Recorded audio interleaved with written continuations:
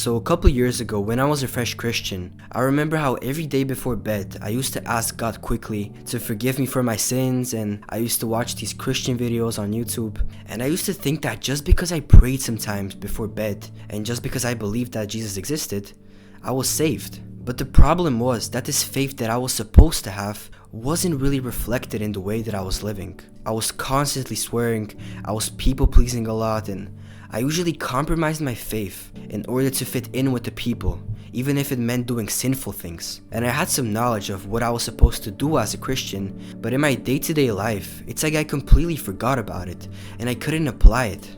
And so this just kept going on and on, until there was this one worship session where my eyes were just open to everything that I was doing. And I realized how many of the things that I was doing were hurting God, and I was not truly being a Christian. In James chapter 2 verse 19, it talks about how just believing in God isn't enough, because even demons believe that there is a God, and how we need to prove our faith by our actions. And when I read this, I realized that this was my case. I believed that there is a God, but my actions weren't really reflecting that. So how can that type of faith save anyone? And how could have God used me when I was placing my way above His? And when I gave these things up for God, only then I could experience God's peace and His power, and I could see Him work through me since I gave up my own way.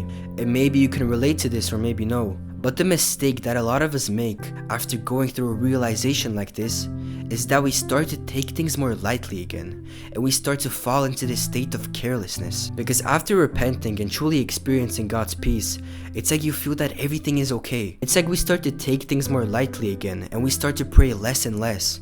But be careful not to fall into this trap, because the journey doesn't end there. Being a Christian, it's not just a one-day decision. It's a decision that you have to make every single day. It's like a lifestyle. In Luke chapter 9:23, Jesus said, "Then He said to the crowd, 'If any of you wants to be my follower, you must give up your own way, take up your cross daily, and follow me.'" So living for God, it's not just a choice you make one time. It's a choice you have to make every single day. And we need to give ourselves up for God daily, so we will not fall into sin, and so He can truly work through our lives. Because remember, when you're a Christian, it's not about your way, it's about God's way. It's about giving yourself up, so God can do things through you that you didn't even know were possible. So for the end, I just want to encourage you to examine yourselves daily and try asking God, "Lord, is there something in my life that you want me to give up? Am I placing something above you?" And try not to forget the influence that you have as a Christian on people, because you can literally bring someone closer to God just by the way you're acting around them. Yeah, don't forget that you're not alone in this struggle. I struggle with this, many other Christians struggle with this as well. But that's what we got each other for, to support ourselves, and I should stop yapping.